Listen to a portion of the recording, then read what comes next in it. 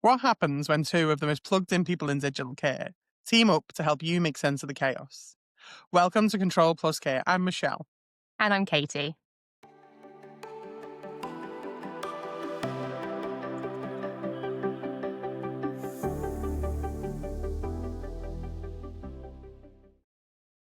This is your weekly briefing on the most important digital care updates.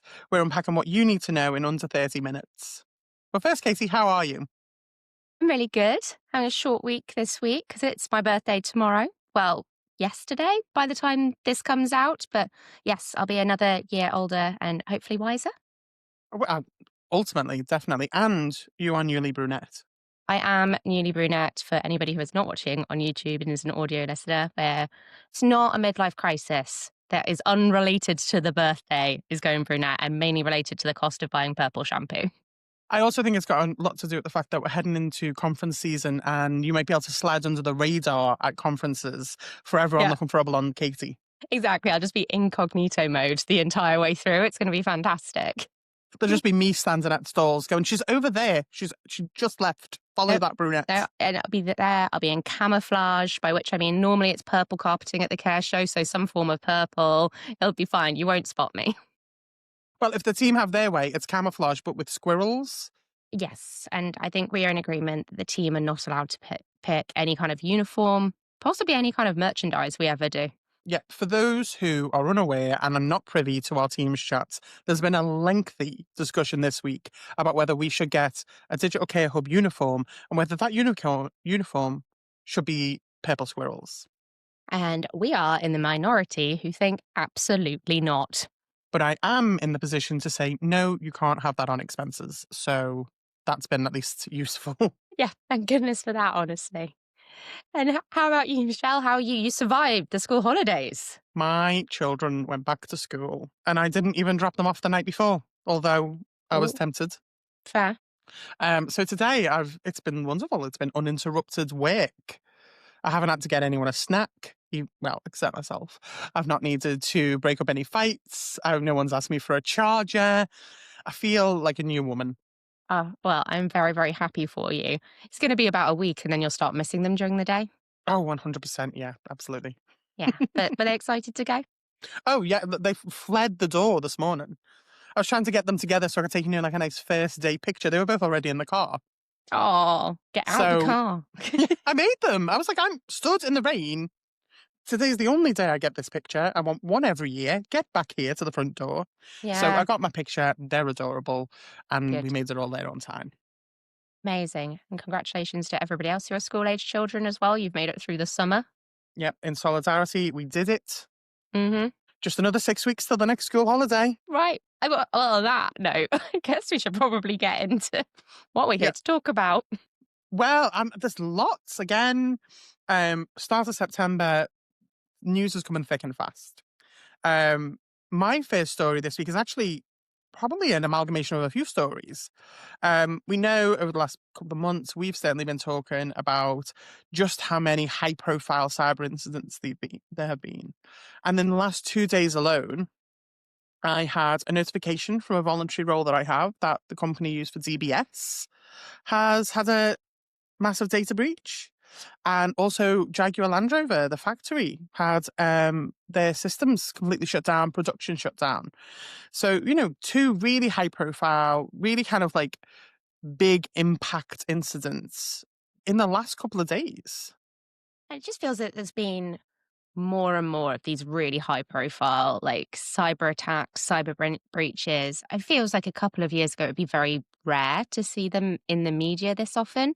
And now, you've had Harrods Co-op, M&S, like Jaguar Land Rover, just constant sort of messages about the huge cyber attacks that are happening, not just in social care. Thank God there's not been, touch all the wood, a big one for a couple of years, but just across all different kinds of sectors. Yeah, and I think the thing is, these are the ones we're hearing about. Mm. So typically with this kind of thing, it's tip of the iceberg. We only hear about the ones that are most public. And, these ones have resulted in really significant disruption of services. So, Jaguar Land Rover is not far from where I live. And I know a few people who work there who turned up today and were told, don't come into work. Everything's off. So, Wow. and I know the public message is that things are fine, we're getting everything back online, but are those people going to get paid? What does that mean for their employment? What does it mean long term? Because we saw how long it took for M&S to get back online. Yeah, absolutely. I mean, I feel like a lot of us were personally victimized by the M&S outage by not being able to do online shopping there. So I had to go to an in-store visit. Terrifying stuff. Click and collect was down for the longest time. Do you know how Like, many Sparks points I did not get during that time? I know. I know. All Terrible those for all of train us. sandwiches. Just Wasted. wasted. But, in all seriousness, I think, as you say, touch wood, we've not had anything in social care. Certainly not anything at this scale. But I think the message for us is looking at these organizations who are, organizations that are large and you would think robust, are seeing that their entire service operations are down in the matter of one incident. Yeah, absolutely.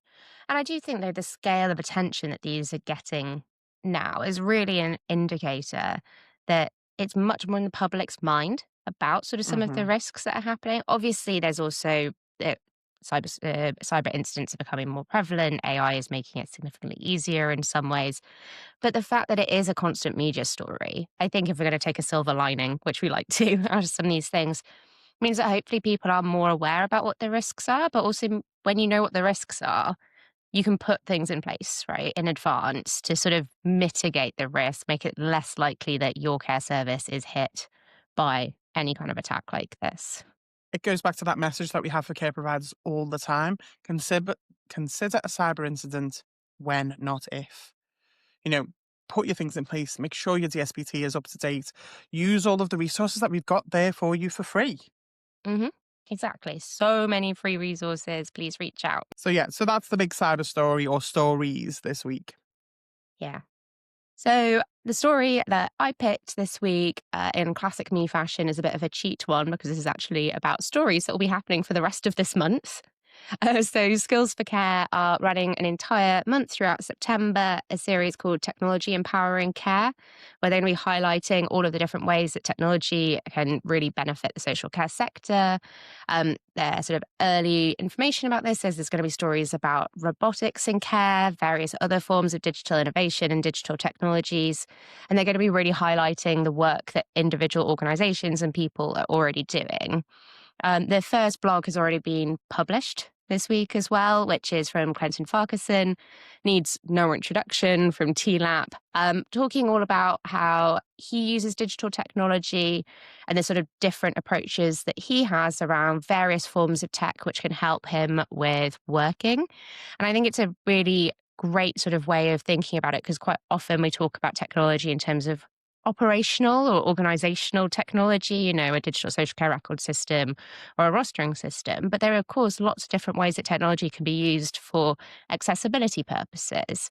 I know quite a few people, for example, who use Dragon software. So it's full voice to text software for a variety of reasons at work. So it's a really great article sort of highlighting some of those more sort of assistive type technologies, which are very commonly on the market now and may well be of interest to people who work in the sector and also who use care and support services.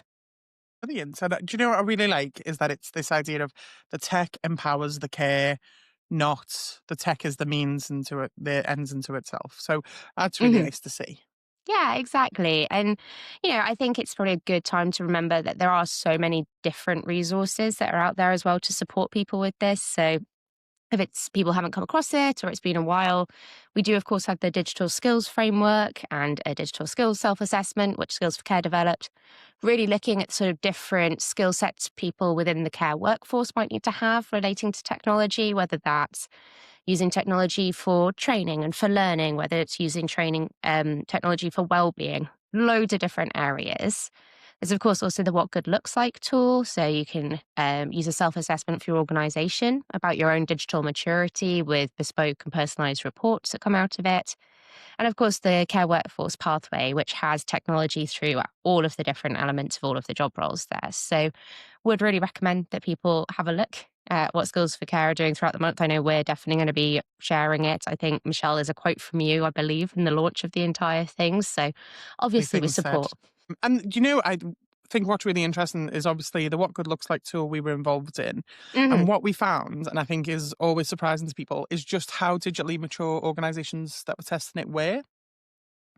Often coming out with much more digital maturity because everyone we speak to says, "Oh, well, you know what? We're not very digital." And I go, "Well, do you do this? Do you do this? Have you thought?" They go, "Oh, yeah, we do all of that." And I'm like, That's it. Digital isn't some like magical pinnacle of like tech bros codes in their own systems. It's just those organizations that are considering digital tools within their own either operations or staffing or delivering care, whatever it is. Mhm. It's not the Matrix. It's not Minority Report. It's actually just stuff that we all use day to day. Yeah, I think that's a really good point because I went and did quite a lot of in-person site visits to a variety of different care services testing this tool. And yeah, that was consistently what we found with it. It was really impressive. And yeah, just to say you it's what good looks like in terms of technology. It's not something where you get marked down if you don't have somebody developing your own in-house code base. It's not an expectation for this. Brilliant. Really good to see. Hmm. So my next story, and I'm going to put off the AI klaxon, Yeah. but the story isn't really about AI. It's back to cybersecurity, and it really does tie to the first story that we talked about today. So this is based on an article from UK Authority, who've had a recent like live discussion on this, really about how AI is being rapidly adopted across the public sector by commissioners, by operations, by services. Um, there are an increasing number of people who are using it on a day-to-day basis as part of their job. We know that. It is becoming a huge factor in cybersecurity. AI, there's no way around it, increases the risks. It increases the risks in the prevalence of its use, in the governance of its use, and AI itself is a tool for cyber attackers. So this conversation really was interesting to me because it looked at, what is it we can be doing? Because an awful lot of our cyber resilience at the moment doesn't really take into account the AI threat because it's really hard for us to keep up. We obviously are really lucky. We work with the department, and this is a conversation that's going on across health and social care. But what I would say is organizations, don't rest on your laurels. Be aware that your cyber resilience today is it's a journey. You need to always be improving it. And certainly as new tools and advice become available, we'll be sharing them and we'll be putting on, webinars and events. Um, but if it's being recognized across government, it should be recognized across care. Yeah. And so when we're talking about sort of AI and sort of increasing risks around cybersecurity, is it more that criminals can use AI to then launch cyber attacks? Or is it when organizations are themselves using AI, they are opening themselves up to a new set of risks, or both of those It, things? it's both, sadly. Oh, So good. Great news. Fantastic. I don't know if people have heard the term shadow IT, which is like all the systems we use without our IT really knowing. Mm, AI is a huge one for IT teams because an awful lot of organizations don't even have an AI policy yet. They don't have a standardized set of tools that like we've approved these. We mhm. know there are reams and reams and reams of staff members using ChatGPT because it's accessible and it's there on their phone. We talk about this all the time. It is not a closed system. Anything you put in there is not yours anymore. It's gone into the ether. It is absolutely in contravention of GDPR and any sort of data protection to be putting personal information in there. But even just the information that your organization holds, probably your organization doesn't want you sharing that with the World Wide Web and everybody else who uses ChatGPT. So that is a huge risk. And we're certainly doing some work around developing an AI policy that fits purpose for care so that we can, give you an example of this is what best practice would look like. Now go away and make it work for your organization because we're really conscious that no two organizations are the same. And everyone has different risk appetites and these Yeah. things, right? So, for our own internal AI policy, like the discussions that Sam and I had back and forth about, what was acceptable risk and sort Mhm. of where we felt about things from like an ethics perspective versus a practical day-to-day use perspective. And we're obviously not keeping that kind of personal data about people's care and health. And still, I think we're still in draft final version 6 final draft, promise, final draft, actually final, you Actually, know, one more thing. This just exactly. happened. And I think that's the thing, isn't it? This thing just happened. It needs to be in the policy. The days of a once a year review of policies is not fit for purpose for when you're talking about things like AI, where it is moving so fast. Like, Definitely. we talked a few weeks ago about the move from kind of ChatGPT 4 to ChatGPT 5. Hmm. They are completely different beasts and need completely different approaches. Yeah, You know, exactly. if we're struggling to keep up as a digital organization, we recognize that everyone is. What that sometimes does is make organizations go, well, we just won't do it. And that's also fair. That's that risk appetite conversation. Yeah. And then that's just about communicating to your staff. If your organizational policy is we don't allow staff to use any form of free generative AI applications, fine. But make sure your staff are aware of that. Because a lot of people, like don't know all of the risks associated with, Mhm. especially the free versions of AI tools. And so nobody's maliciously, I don't think, being like, haha, I'm going to upload a care plan. I think people just don't realize Yeah. what the risks of that are. There was a really interesting conversation I was part of last week talking about kind of the human aspect of cybersecurity. And it was this idea that in the age of AI, Mm. friction is daily being removed from the work that we do. And good cyber hygiene is often adding in friction.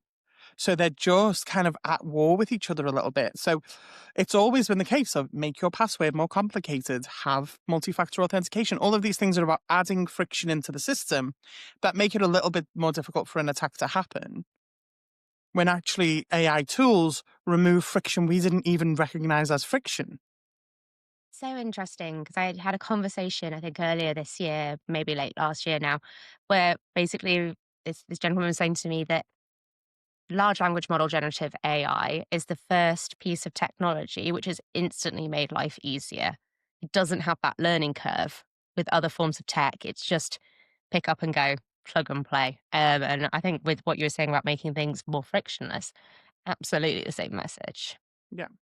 I mean, the article, do go and read it. It's got an awful lot of like kind of tech information about also AI powered cyber defense. It's Mm. a lot more technical than we typically would be using in the sector or that we really need. But it is interesting that actually, again, AI is the problem. And in the same conversation, AI is in some ways the solution. And this tension all the time, I think, is where we're Yeah. finding ourselves in this conversation. Yeah, really interesting. So I'm going in a little bit of a different direction for my story. So just because it's such massive technology news, this is not social care specific, but I think really important to kind of keep in mind like the broader technology landscape that we are working in. So this is all about the Google monopoly ruling that's recently come out of the US. So, this is a court case that was filed by the US government against Google back in 2020. Basically, the US government accused Google of being a monopoly and were asking for them to be broken up in sort of this classic, anti monopoly way. And the Department of Justice in the US had really specific remedies that they were asking for. So they really wanted the court to rule that Google would have to sell off Chrome as a browser because it was such a huge part of their entire business. They also were asking for oversight over the entirety of their Android operating system, which Google had had. And so, interestingly, about a year ago, the court actually ruled that Google was a monopoly. They would have to go through some remedies including potentially being broken up completely as a company. And it's basically been a backwards and forwards fight for the last year about what that's going to look like. There have been some things that Google are going to have to do. They're going to have to share more with other organizations. They're going to have to demonstrate that they are not prioritizing their own services so much and kind of throttling innovation. They don't have to sell Chrome. They don't have to have court oversight on Android operating systems. So, there's a lot of people who are reporting that this is actually a big win, really, for big tech. Google, of course, being one of the largest corporations in the world. But what I thought was really interesting about the story, obviously, just like broader technology, it's quite interesting. And there is more opportunities for Google to be at risk, by the way, with all of this, because the US government has also brought an antitrust court case against them about their advertising services as well. So that's next month. Check back and we'll see how that goes for Google. The US government really heading for them the last couple of years. But the thing which really changed, so the judge who's been going through and organizing all of the remedies, um, basically his quote is that the emergence of generative AI has changed the course of this case, which is really fascinating. So when the original ruling that it was a monopoly came out, this was really before a lot of AI was big on the market. So now ChatGPT, Gemini, all of these other tools are things people are increasingly using to search rather than going to Google. So actually what he was saying is with this emerging technology, Google doesn't have such a stranglehold on the market anymore. And it's actually putting the courts in a really interesting position because rather than being able to rule exclusively on historic case law, they're having to predict where emerging technology markets will go when they are looking at monopoly cases in the tech industry. So, really, really interesting from that perspective. I think it kind of shows that it's not just in social care where things are kind of shifting all of the time. Tech is moving so quickly. But I just found this case really interesting. And we all use Google all of the time. So, it would be good to know if suddenly they get broken up into lots of tiny pieces. Yeah, and I think we've had this conversation before because we're a regulated sector, so Hmm. this kind of legislative and regulatory movement and control is really interesting to us as providers. And I think this is interesting particularly because the courts are moving so much slower than the tech. It's the same as people kind of calling for regulation of generative AI. By the time those regulations are written, let alone approved, generative AI will be a completely different thing. Yeah, of course. So, we've got this really slow reaching, very powerful tool that cannot keep up with the realities of tech as we live in it. And I do think it's important for us as a sector to keep up with that bigger picture, because if we are just focusing on those providers, those software suppliers who meet our direct needs as care providers, we're missing the big picture. And we're also probably missing what we can be asking for. Yeah, we definitely are. And also, these big providers run a lot of the infrastructure, own a lot of the infrastructure that all of the technology that we use in care relies on. We know it is much more common for people who provide their staff with mobile phones for work purposes. It's Android generally. That's what people tend to use. So that's all Google. Most of the servers which host all of the different software companies we use are all Amazon web servers. It's all the same Amazon who we do our shopping or don't, depending on, Whether how you're down or organized we not. are. Yeah, Dan from our team boycotts them. I try to, but honestly, I sometimes forget to get cat litter for the cat. And so that's just what we need to do. Sorry, Dan, I am letting the side down on that one. But yeah, so it is these big technology monopolies. I think it's easy to think of them as really siloed. They just do this one little thing, which is useful in my life. But actually, they have such huge impacts and everything. So, yeah, important to kind of keep a vague eye on what's happening there. Brilliant. Yeah, we'll no doubt revisit this conversation as it all Yeah. progresses. Okay, well, my last story is just a notice that is worth pointing out to everyone. This weekend, September the 7th, the UK government are going to be carrying out another emergency alert system test. That means that your phones, your tablets, all of them at 3 p.m. on the 7th are going to go off. There was a test back in April 2023, which was not a success. My phone did not beep. Me Um, neither. I'm not saying it wasn't a success because my personal phone didn't beep. A lot of people's phones didn't beep. Although I would still count that as a failure. Um, Yeah, and Michelle was personally victimized by the previous emergency alert test. I don't want to be feeling left out, and it doesn't take much, okay? Mm. But being ignored by my own government, I think is right up there. Anyway, this one is happening this weekend. And just to let everybody know, so the alert will sound and look very different from other types of messages you receive on your phone. You'll hear a loud siren-like message, and your phone or tablet will vibrate. This has got a lot of safety campaigners up in arms. There is an opt out. So that's really why I wanted to include this week.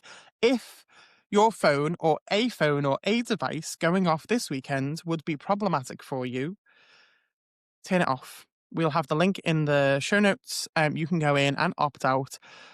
Obviously, advice is you should keep it on for your own safety so that you know that you are part of it. I will be keeping it on because I want to know that I'm included or have something to complain about if I'm not. That's fair. But yeah, it is, if it could put you at risk in any way, we'll include all of the information, and also anybody who may know who may be put at risk, please do cascade that to them. If not, hopefully we'll all be deafened together on Sunday when we all simultaneously get this emergency alert. It's going to be so grim. Yeah. And so, final quick one to round up the main news this week, is that TSA, the Tech Services Association, are currently recruiting for a new chair. So, if anybody is in the tech, social care, assistive technology space and looking for a new role, please do have a look at their job listing. Fab. And that leads us to mine and your favorite part of the show. Hey. So this is our fun, light-hearted segment. We call it Cyber Squirrels. Go back to the first episode to find out why. But essentially, Katie and I take turns scouring the internet looking for happy, light-hearted, fun stories about tech. Because sometimes the content of this podcast has gotten a little bit heavy. Mm. And this week I have been virtually to Edinburgh. So, for those of you that know, the Edinburgh Fringe has been on through August, and BBC have done a short show about all of the tech-based art that has been there this week, and it was So cool. just an utter delight to listen to. We'll post the link, but it included a magician who uses robots. So carries out magic tricks with robots, and he like codes his own robots. He's done coding live on stage in the form of a magic trick. Like, I know so little about coding that coding is basically magic. I mean, this is kind of magic to me, but also I did not have magician's assistants on the list of people who might lose their jobs to robots. I've just ordered the spangly pants and they're Right? useless to me. Um, so there's the magician who uses robots. There was a dance piece called Score, and I have watched the video of this and found it so alien and uncomfortable, and I think that's the point. And essentially, the choreographer uses electronic stimulation to control his dancers' movements. So, oh gosh. What? So electronic muscle stimulation is a big thing in dance. If you know Yes. anyone who's like a serious ballet dancer, they probably had this done to them. So he's taken it this one step further and he's used the electronic stimulation in like the form of a harness across the whole body with Oh like my sticky goodness. pads. And this controls their movements to the music. Um, Wow. I feel really uncomfortable at the thought of it. And it is both beautiful and surreal and like, do you ever have one of those moments you're like, oh, this is art? Yes. Like this is the intersection of art and tech. It was Yeah. phenomenal. If it's meant to make you uncomfortable, then yes, succeeding. I haven't watched the video, but can't wait to. Just three dancers beautifully being electrocuted on stage. Yeah. So the next season of Strictly is going to be very different. And then the last one they talk about, again, AI Klaxon, is an AI robot-led improv group. So it's a humanoid robot that is based on a large language model. And Hmm. essentially, the AI either prompts the conversation or feeds lines directly to one of the actors. Oh, fun. So And just if anyone has ever watched improv, it doesn't make that much less sense. yeah, I could see that Yeah. actually. That's actually a really good idea. Like another element of chaos into the improv thing. So, Yeah, you're just yes-anding to an AI. exactly. And who is more yes and than a generative AI? That's true. Absolutely. So, and I just loved it. I love that this year there was just so much tech in the art at the Fringe. Yeah, I just really enjoyed the story. Ah, I loved all of those. So much for me to look into this week. So that's everything this week. I think it's been this week's been full, and I'm really looking forward to whatever we've got to talk about next week. So do come back where we'll be discussing next week's latest digital news in care. So, what happens when two plugged in people team up to demystify digital care? You get control plus care. Subscribe now wherever you get your podcasts. All of the links mentioned today will be in the show notes. and tell a colleague, preferably before they've found a robotless improv troupe.